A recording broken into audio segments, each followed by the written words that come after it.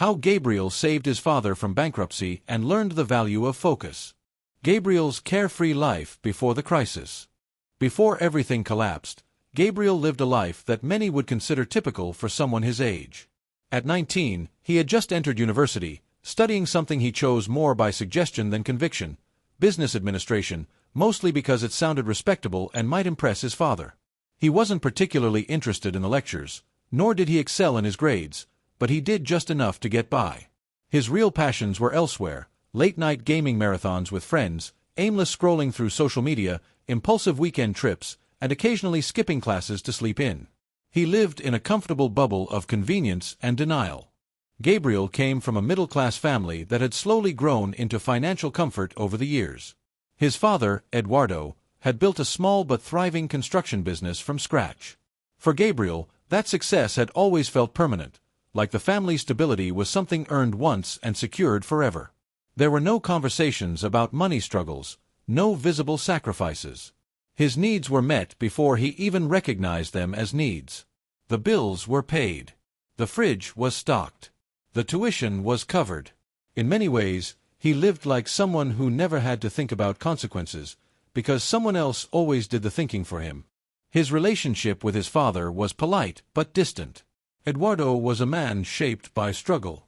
Hard-working, grounded, and disciplined to the point of rigidity, he often viewed Gabriel with a mix of affection and concern. He wanted the best for his son, but worried that Gabriel didn't understand the value of hard work or the weight of responsibility. Gabriel, in turn, felt misunderstood. He thought his father's expectations were outdated, even suffocating. Whenever Eduardo tried to talk about business or life lessons, Gabriel would nod, tune out, or retreat into his digital world. To him, there was always time to figure things out later. This phase of Gabriel's life was defined by ease and distance, from responsibility, from purpose, and from the quiet reality that was beginning to shift behind the scenes. He had no idea that the comfort he took for granted was fragile. No clue that his father's company, the pillar of their financial stability, was quietly bleeding money. No sign that the people around him were already carrying burdens he had never thought to notice. He lived, like so many young people do, in the illusion of endless time and safety, until the day that illusion shattered.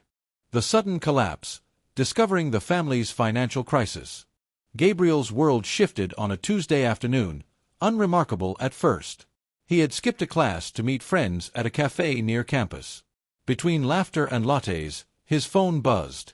It was a short message from his mother: "Come home as soon as you can." Something happened. He didn't think much of it. Maybe a minor family argument, or something to do with his younger sister's school. But when he arrived home, the air felt different. Heavy. Silent. His father was sitting at the kitchen table with a stack of folders and unopened mail. Gabriel noticed the color in his face: pale, drawn, his usual confidence replaced by exhaustion. His mother was quiet, moving in and out of the room, her eyes red as if she had been crying. After an awkward pause, Eduardo looked up and said flatly, "We're losing everything." Gabriel didn't understand. He blinked, laughed nervously. "What do you mean, everything?" His father explained. The construction company had been bleeding money for months. A major client had defaulted on a contract. Another project had gone severely over budget. Loans had piled up. Vendors were demanding payments. The bank had frozen one of the business accounts that morning. Worst of all, Eduardo had mortgaged the house in a last-ditch attempt to stay afloat, and now they were close to defaulting on that too. Gabriel felt like the floor had disappeared beneath him. In a matter of minutes, everything he thought he understood about his life, its stability, its future, was gone. He realized, with an overwhelming sense of guilt, that he hadn't seen any of this coming. Not because the signs weren't there, but because he had never looked. He had never asked. That night, Gabriel stayed awake long after everyone went to bed. His room felt foreign, like it no longer belonged to the version of himself that had existed that morning. He started replaying memories, missed opportunities to ask how the business was going, times he had brushed off his father's mood swings, moments he had laughed at the idea of growing up because adulthood seemed so far away. Now it was knocking on his door, loud, unapologetic, and very, very real. In the quiet of that night, something fundamental cracked inside him. The illusion of a protected life, where someone else always had the answers, was gone. And in its place, a new question began to form. What am I going to do about this? Gabriel takes a job at the family store and confronts harsh reality. Gabriel had always viewed the family business as something distant, something that belonged to his father's world, a place of invoices, customer greetings, and endless hours behind a cash register. As a teenager, he would often roll his eyes when asked to help out on weekends, preferring instead the glow of his computer screen or the music in his headphones. But now, everything was different. The day he walked through the old glass door of the store to start his job, the air felt heavier. The usually bright and cheerful market, once full of chatter and the scent of ripe fruits, now seemed quiet. Empty shelves, flickering lights, and a dwindling number of customers gave the place a tired, fragile atmosphere, like it had been holding its breath for too long. His father greeted him with a smile that didn't quite reach his eyes. There were new lines on his face, carved by stress and sleepless nights. Gabriel hadn't noticed it before, but now it was impossible to ignore. His father looked exhausted. At first, Gabriel tried to bring energy. He swept the floors, stacked cans, and smiled at customers, thinking that effort alone might turn things around. But soon he saw the depth of the problem. The books were bleeding red. Suppliers were demanding payments they couldn't afford. A big supermarket had opened 2 blocks away, swallowing up most of their loyal clientele. Every day felt like a fight to stay open for just one more. Worst of all, Gabriel saw his father's pride slowly crumbling. He would pretend to be optimistic in front of customers, but Gabriel heard the late-night calls, the rejected loan applications, and the way he sat in silence staring at unpaid bills. The store wasn't just a place of business, it was his legacy, and it was slipping through his fingers. For Gabriel, this was a brutal wake-up call. This wasn't just about family, it was about survival. He realized that this wasn't the time to complain or run. It was the time to focus. Gone were the distractions that had consumed him before, the hours lost scrolling, gaming, and daydreaming. In their place, a sense of responsibility began to bloom. Not the kind that comes from pressure or guilt, but the kind that grows when you realize someone else's well-being is in your hands. The store became his training ground. Gabriel wasn't just helping, he was learning. Watching how the business worked, and didn't. Paying attention to what customers really wanted. Taking notes on inventory, margins, and marketing. Bit by bit, he stopped seeing the place as a burden and began to treat it like a mission. What started as obligation was becoming purpose. And for the first time in a long while, his father looked at him not just as a son, but as a partner. Gabriel studies entrepreneurship and productivity in his free time. Each day after locking up the store, Gabriel returned home physically drained, feet sore from standing, mind clouded from hours of numbers, shelves, and conversations. But there was something different now. Instead of collapsing into bed or escaping into social media or games like he once did, he opened his laptop with purpose. He had seen the edge of failure, of collapse, and he knew instinctively that hard work alone wouldn't save the store. They needed strategy. They needed new ideas. They needed him to become more than just a pair of helping hands. That night, he typed the words, "How to Save a Small Business." What followed was a journey into the world of entrepreneurship, one late-night YouTube video, one podcast, one online article at a time. At first, the words felt foreign: customer retention, cash flow optimization, brand identity, but Gabriel was hooked. Every new insight felt like a puzzle piece to a picture he hadn't yet seen in full. He discovered the power of storytelling in marketing. He learned that loyalty wasn't built on discounts, but on connection. He realized that even a small business could leverage psychology, design, and smart systems to grow, if they were intentional. But it didn't stop there.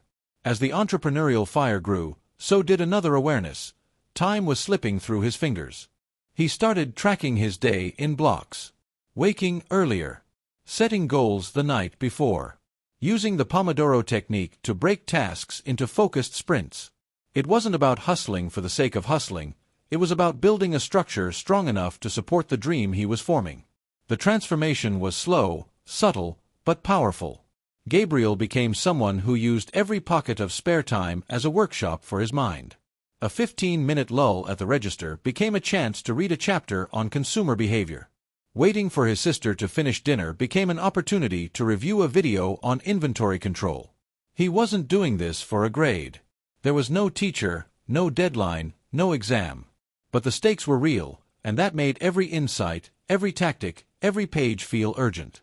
Gabriel began seeing the store not just for what it was, struggling, outdated, worn, but for what it could become.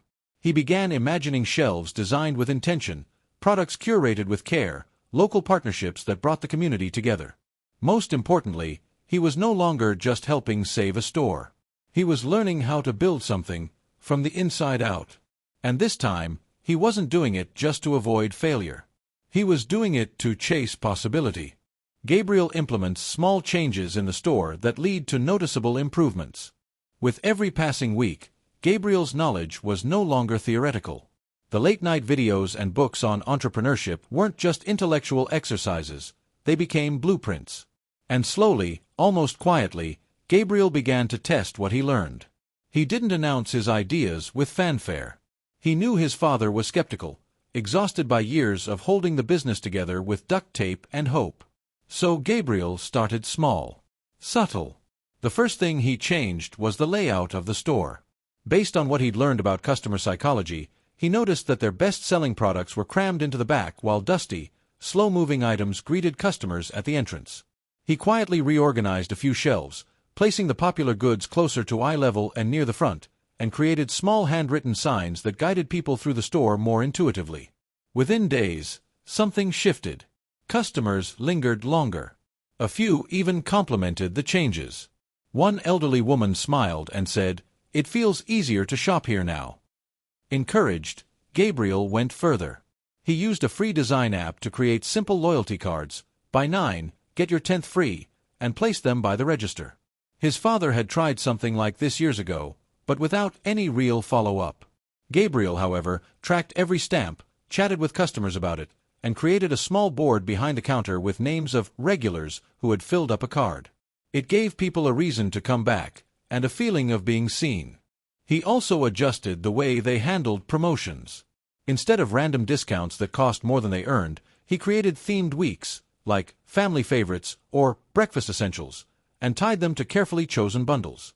It made shopping feel curated, not desperate. Meanwhile, Gabriel began reworking the store's online presence. He took clear photos of the products with his phone, created a free Instagram page, and began posting daily, not just sales, but stories. Stories about the family's history with the store. Stories about the farmers behind the produce. Stories about his father, who had run the shop for 30 years, rain or shine. People didn't just see a business, they saw a narrative worth supporting. Bit by bit, the numbers improved. Sales ticked upward. The regulars returned more often. Even the local cafe reached out and asked if they could cross-promote.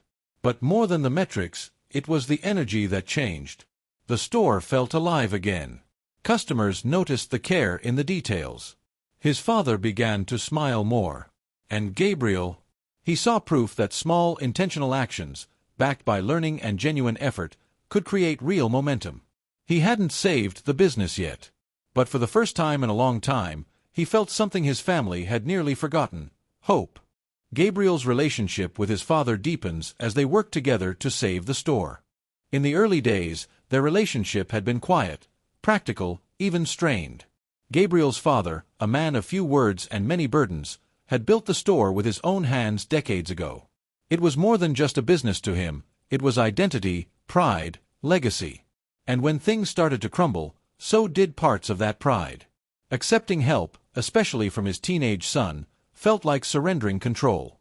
But something changed when Gabriel's changes started working. At first, it was a glance.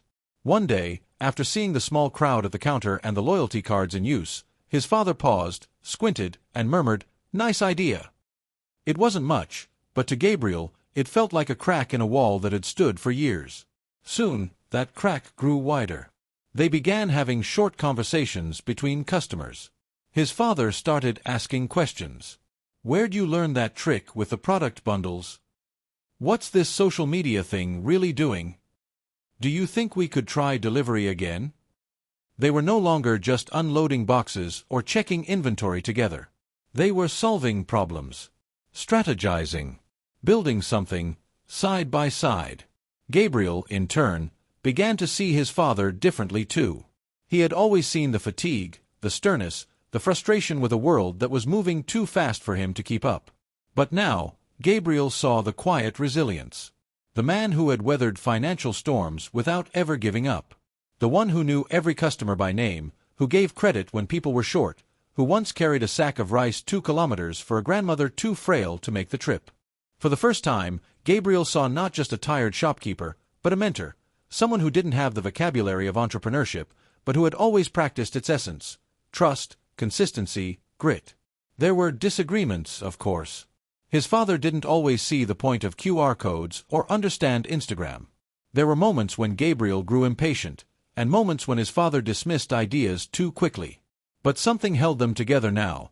Not obligation, not routine, but a shared purpose. One night, after closing up, they sat on the curb outside the shop, finishing the last of their tea in silence. Gabriel looked over and asked, "Did you ever think of giving up?" His father didn't answer right away. Then he said, "Many times. But I couldn't. This store, it raised you. Kept us alive." Gabriel nodded, then replied, "Now it's our turn to raise it." And for the first time in years, his father reached over and squeezed his shoulder. No words. Just a quiet, firm gesture, the kind men like him used instead of saying, "I'm proud of you." In that moment, they weren't just father and son anymore. They were partners. The turning point, a near failure that forces Gabriel to reassess everything. By the 4th month, Gabriel was beginning to feel confident, maybe even a little invincible. The small grocery store that had once been deserted was now seeing a consistent flow of customers. The shelves were fuller, the branding more modern, and the handwritten signs had been replaced by clean, printed price tags. People in the neighborhood were noticing. Gabriel had even convinced his father to let him run a special promotional weekend, something he called Family Market Days.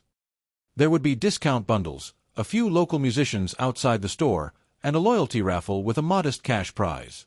He poured hours into planning it. Designed posters. Advertised online. Ordered more stock than usual, expecting a surge in traffic. He was sure it would be the event that truly relaunched their store into local fame. But then, everything fell apart.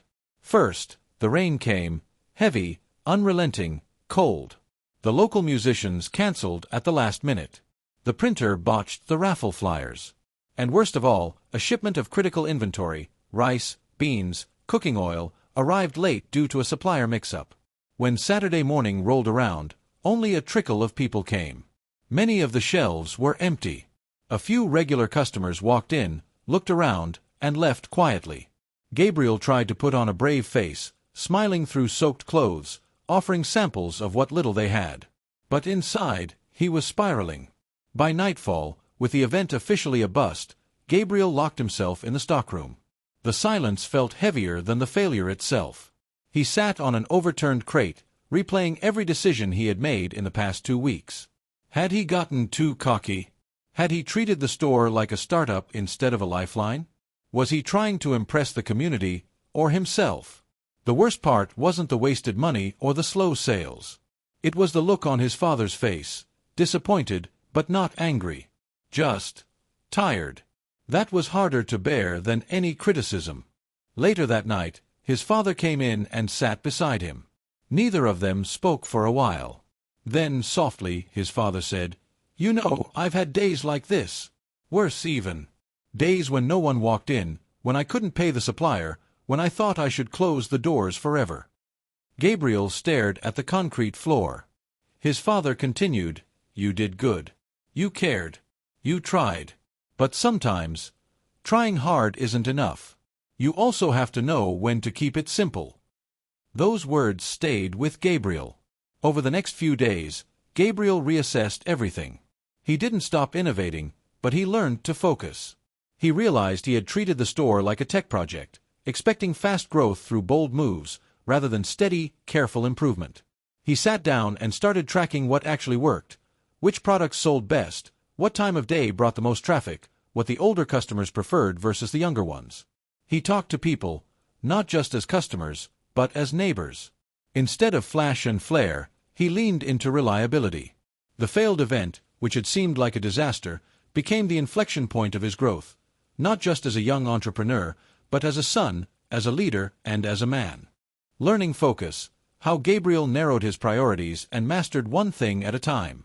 After the failed event and his father's quiet wisdom, Gabriel realized something that would change not just the business, but his entire way of thinking. He had been moving too fast. Up until that point, Gabriel had spread himself thin across every idea that popped into his head. One day, he was experimenting with social media ads. The next, he was redesigning the entire layout of the store. Then, obsessing over customer loyalty programs, followed by a plan to create branded tote bags. It was as if he were trying to catch up for all the years he hadn't been involved in the family business, using sheer speed and novelty as his weapons. But the aftermath of the failed family market days made one thing clear: he needed to simplify.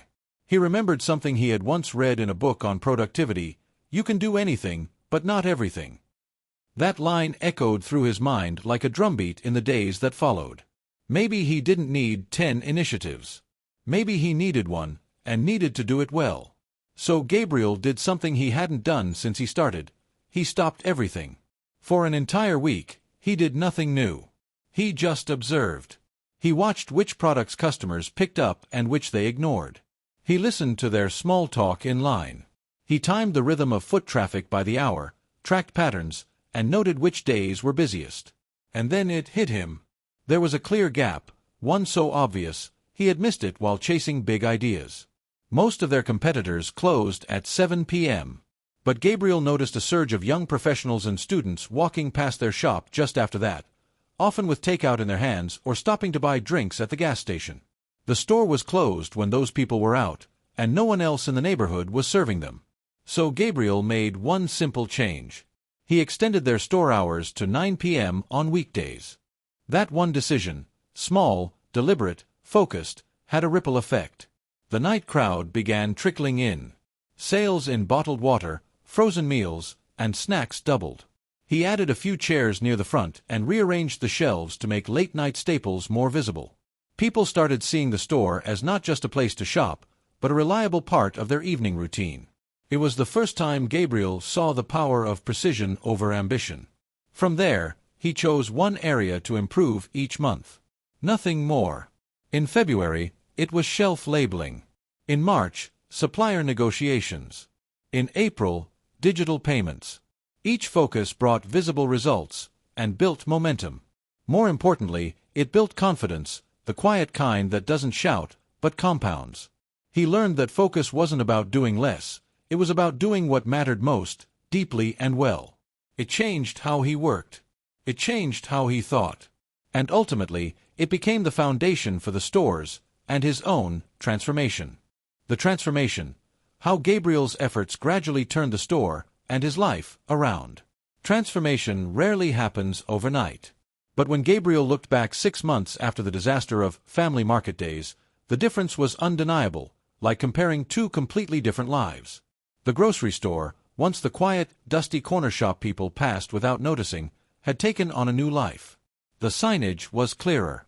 The shelves were better organized. The lighting had changed, warmer, more inviting.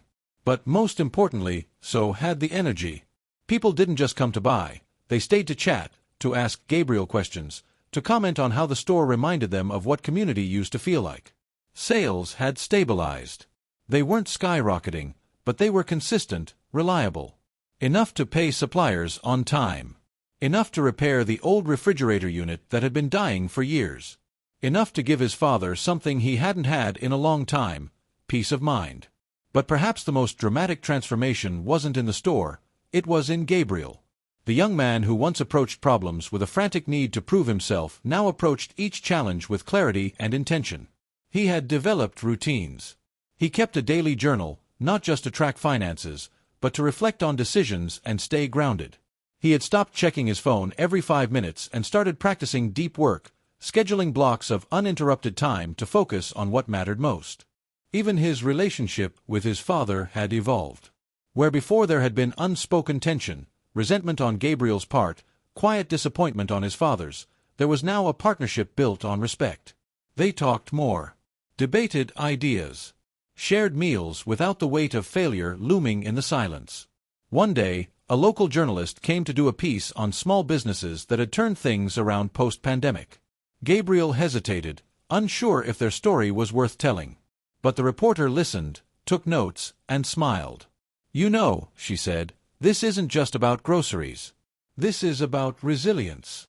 That word stuck with Gabriel. Resilience. It was never about having the best business model. It wasn't even about saving the store. It was about learning to stay with the discomfort long enough to let it teach him something. It was about choosing to improve 1% each day, instead of burning out in a blaze of overcommitment. It was about humility, about understanding that real success isn't sexy, fast, or viral. It's built in the quiet hours, with patience, grit, and love. Gabriel, who once saw himself as a failed student and lost son, now saw himself as something else entirely. A builder. A leader. A man with direction. And that store. It wasn't just a business anymore. It was a symbol of what's possible when you stop running from discomfort and start listening to what it has to say. Legacy and mindset. What Gabriel learned, and how it shaped his philosophy for the future. Long after the store had found its footing, after the loans were paid and the worry lines on his father's face had softened, Gabriel found himself returning to the same thought. What does all this mean? Because what began as an emergency, a frantic attempt to stop his family's store from collapsing, had become something much bigger. Gabriel didn't just save a business. He changed the course of his life. And in doing so, he built a framework for how he would live going forward. The lessons weren't flashy, but they were powerful. First, Gabriel learned the value of presence. When he first started working at the store, his mind was everywhere, comparing himself to classmates, questioning his worth, obsessing over the next move. But real change only happened when he stopped chasing 10 different outcomes and focused fully on one thing at a time. Whether that was cleaning a shelf, speaking to a customer, or doing the books, his presence in those moments made the difference. It made him better. And ironically, more peaceful. Second, he learned that control isn't about force, it's about focus. Trying to fix everything at once nearly broke him. It was only when he picked one small lever, the produce section, then the lighting, then the pricing strategy, that things began to shift. He developed the discipline to say no, to resist the urge to jump from fire to fire, and instead make deliberate, well-planned moves. That focus was what pulled the business out of the chaos. Third, and perhaps most important, Gabriel discovered that adversity was not the enemy. He used to see difficulty as a sign that he was failing. But now, he understood that pain often points to where growth is needed. The crisis didn't break him, it clarified him. It burned away distraction and made space for something more enduring, a purpose rooted in service, integrity, and resilience. With these realizations came a new kind of confidence, not arrogant, but deeply earned. Gabriel started mentoring other young entrepreneurs in his community. He gave workshops at local schools. He wrote short blog posts about his journey, not to boast, but to remind others that even when everything seems to be falling apart, there's often a hidden structure being revealed, one you couldn't have seen without the storm. And for the first time, Gabriel allowed himself to think long-term, not just about profits or reputation, but about legacy. He thought about the kind of man he wanted to be, not just for his future family, but for the strangers he might impact without even realizing it. He wanted to be someone who showed up fully, who chose depth over noise, who built things that lasted, even when no one was watching. One evening, after closing up the store, Gabriel and his father stood outside and looked at the small, glowing windows of the shop. "You know," his father said, "this place, it's different now. Not just the shelves or the signs. The energy. It's alive again." Gabriel nodded. But deep down, he knew what had really changed. It wasn't the store. It was him. And that, more than any financial turnaround, was the real victory.